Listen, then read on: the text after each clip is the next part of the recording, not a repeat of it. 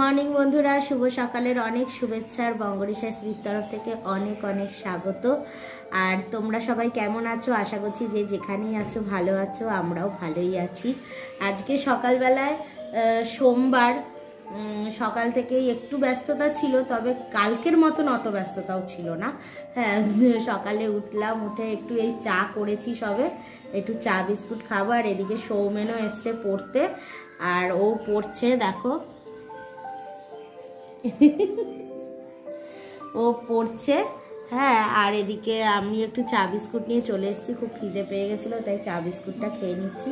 তারপর আস্তে আস্তে ঘরের অনেক কাজ আছে, তোমরা আস্তে আস্তে দেখতে থাকো আজকের ব্লগটা। প্লিজ তোমরা পুরোটা দেখো, আশা করছি তোমাদের সবার ভালো লাগবে। আর ভালো লাগলে প্লিজ লাইক করো, কমেন্ট করো, আর সাবস্ক্রাইব করে বন্ধু হয়ে পাশে থেকো। আর শম্পা একেবারে কাজ করে দিয়েই চলে গেছে, পরে আসবে সৌমেনকে নিতে, এখন তাই সৌমেন পড়ছে আমার কাছে। চলো তাহলে দেখতে থাকো আজকের ব্লগটা। বন্ধুরা, তোমাদের বলেছিলাম যে কালকে গেছিলাম, তো ওই ডাক্তারবাবুকে গজা দিতে গেছিলাম, তো সেখান থেকে ফেরার পথে চিড়ে ভাজা ওইসব যে দোকানগুলো রয়েছে, সব ভুজিয়া টুজিয়া ভাজে, তো ওখান থেকে কিছু জিনিস কিনেছিলাম, তো সেগুলো আমি তোমাদের সাথে শেয়ার করছি। কালকে এত রাত হয়ে গেছিল না, আর এনার্জি লাগছিল না যে তোমাদেরকে দেখাবো। তো এই দেখো, একটা বড় আলুর চিপসের প্যাকেট কিনেছি, একটা বড় এরকম আলু চিপসের প্যাকেট কিনেছি। তারপরে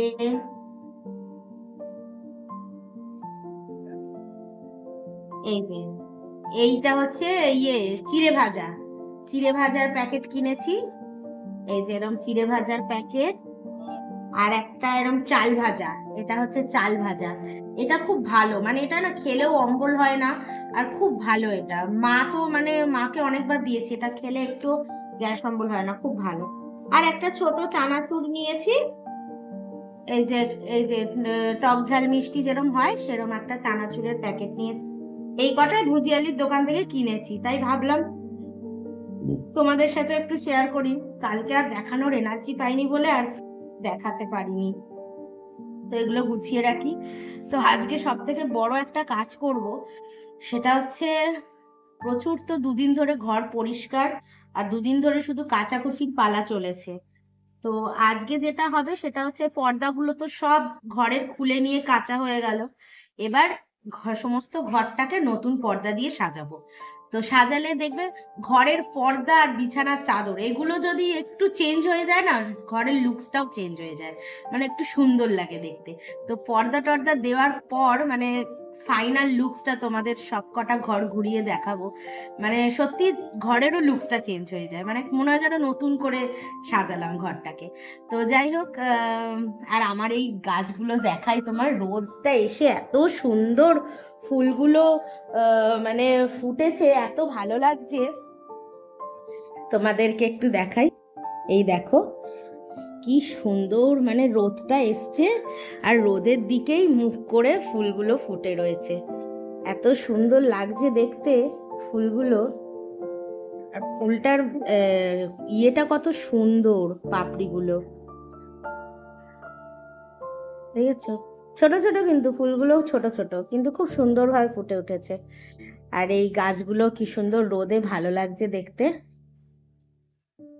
আর আমার এই স্নেকটাকে একটুখানি রোদে দিচ্ছি, কারণ এই ছোট গাছটা উঠছে তো দুদিক থেকে, তো রোদটা পেলে ভালো মতন করে গ্রো করতে সুবিধা হবে।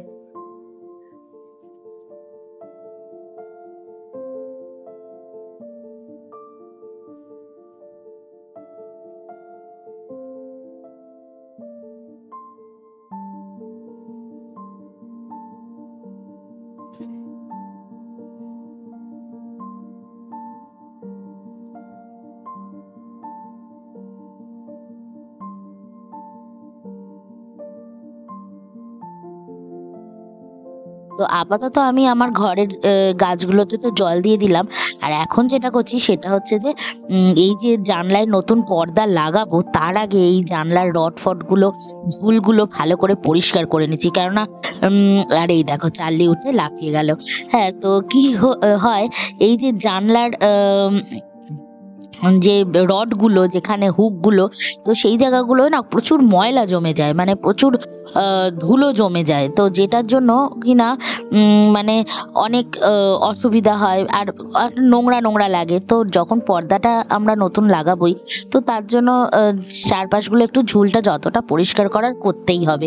আর এমনিতেও চার্লির এখন লোম উঠছে, তো তো চারিদিকে চার্লির লোমে ছয়লাপ, মানে যেখানে যাচ্ছি সেখানেই শুধু চার্লির লোম। কিছু করার নেই, এই টাইমটাতে ওদের এখন লোমটা ওঠে, কেননা বসন্তকালটা পড়বে যেই আবার ওদের নতুন লোম গজাতে শুরু করবে, কেননা যেহেতু গাছের যেরকম পাতা ঝরে যায় আবার নতুন পাতা গজাতে শুরু করে, তো ওদেরও সেই সিজনটা চলছে। তো আমরা যেহেতু মানে সমস্ত কিছু পরিষ্কার পরিচ্ছন্ন রাখি, কেননা কখনোই আমরা সমস্ত কিছু এদিক ওদিক করি না, সব সময় চেষ্টা করি যাতে একদম টিপটাপ থাকে, কেননা যতই হোক সমস্ত কিছু আমাদের পরিষ্কার রাখতে হয়।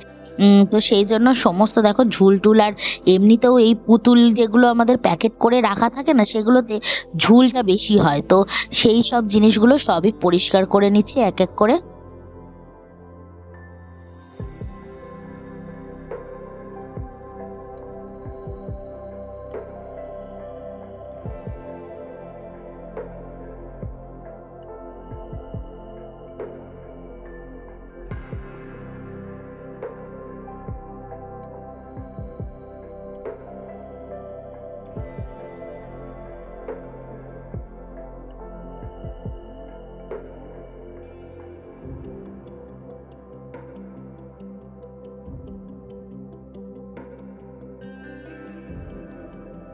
আর সাথে দেখো পর্দাটাও লাগানো স্টার্ট করে দিলাম। আর এই পর্দাগুলো আমি অনলাইনে কিনেছিলাম, আর সত্যি পর্দাগুলো খুব ভালো পেয়েছি অনলাইনে, আর বেশ সুন্দর।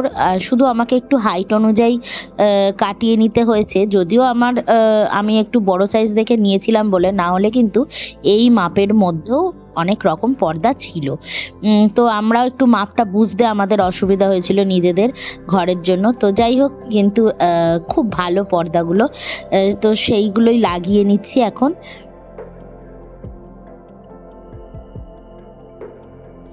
আর এইখানে হয়ে গেল একটা কাণ্ড, দেখো আমি যেই আমার হাত থেকে রডটা একটু বেঁকে গেল, পর্দাটা ধুপুস করে পড়ে গেল। এত সুন্দর করে গুছালাম, তো যেহেতু একটা রড দিয়েই মানে দুটো দিকের পর্দা লাগাতে হচ্ছে, তো যেহেতু দুদিকে এই পর্দাগুলো থাকে, তো সেই জন্য মানে হাতে নিয়ে যেই নিচু হয়েছে ঝপ করে পড়ে গেছে, কেননা রিংয়ের মধ্যে ঢোকানো।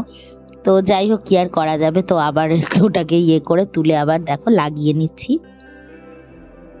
আর এই দেখো আমার এই সোফাটাতেও কিন্তু একটা নতুন মানে শাড়ি, আমার এই শাড়িটাকে সুন্দর করে পর্দার মতন করে ওয়ারের মতন করে মা পরিয়ে দিয়েছে, কত সুন্দর লাগছে চেহারাটা।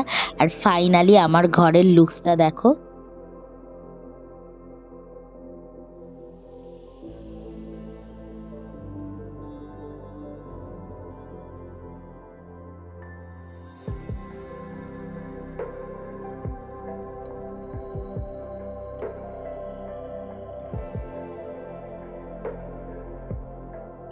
আর এদিকে মায়ের ঘরের পর্দাটা মা লাগিয়ে নিয়েছে, দেখো ফাইনালি।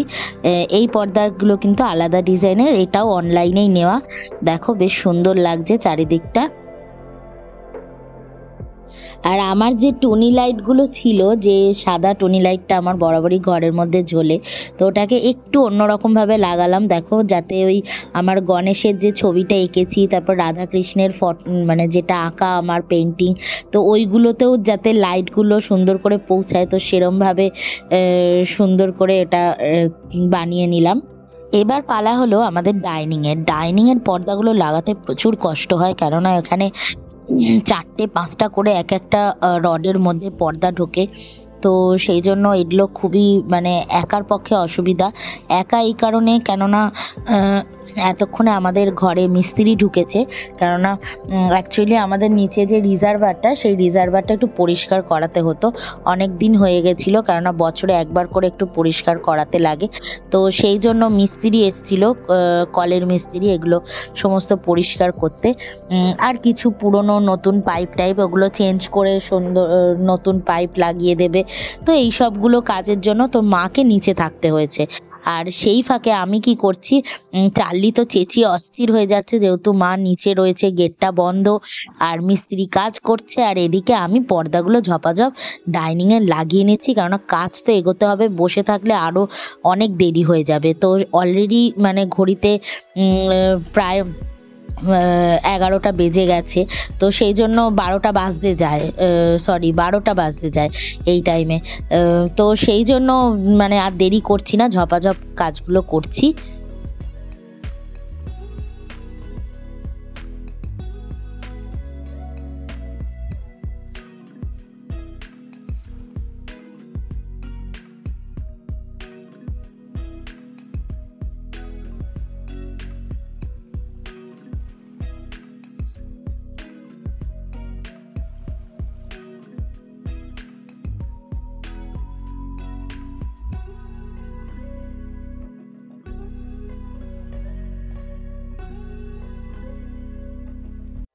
সমস্ত ঘরের কাজ করতে করতে কখন যে সন্ধে হয়ে গেল বোঝাই যায় না।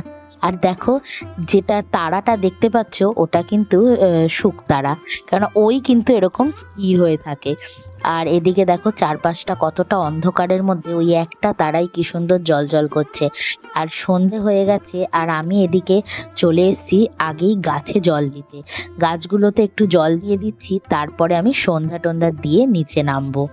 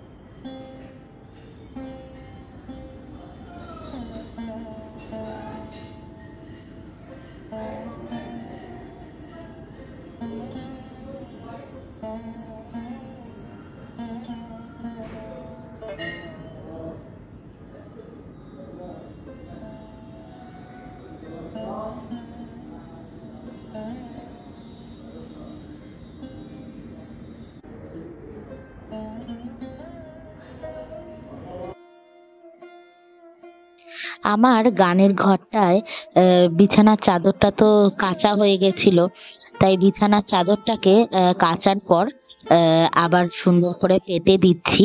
গানের ঘরটা পেতে দিয়ে ঘরটা আবার সুন্দর করে গুছিয়ে নিচ্ছি।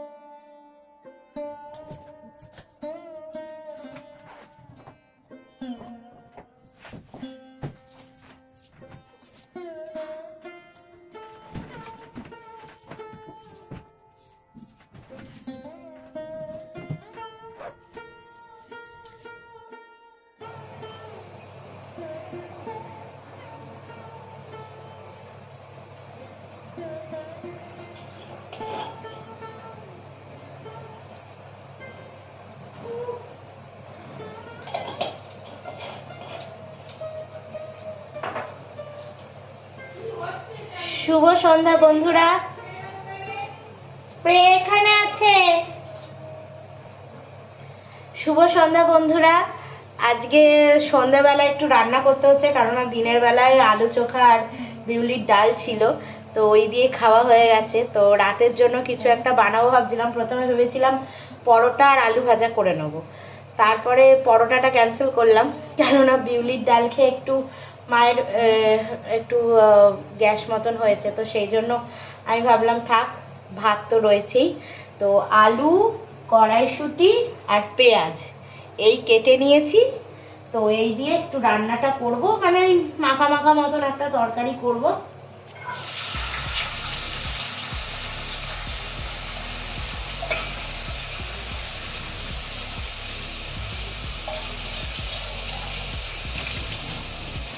তো আজকের ডিনারটা এইভাবেই হবে।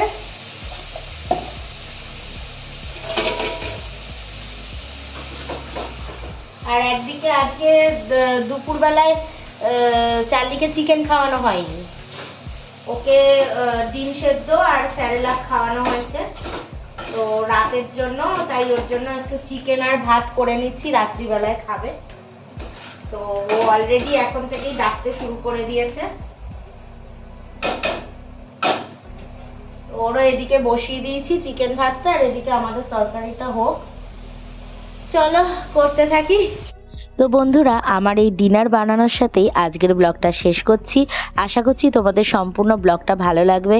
আর প্লিজ ভালো লাগলে লাইক, কমেন্ট, সাবস্ক্রাইব করে আমার বন্ধু হয়ে পাশে থেকো। চলো তাহলে আজকের জন্য টাটা, সবাই ভালো থেকো, সুস্থ থেকো। আর আমার এই ভিডিও ভালো লাগলে প্লিজ লাইক করে দিও। চলো টাটা।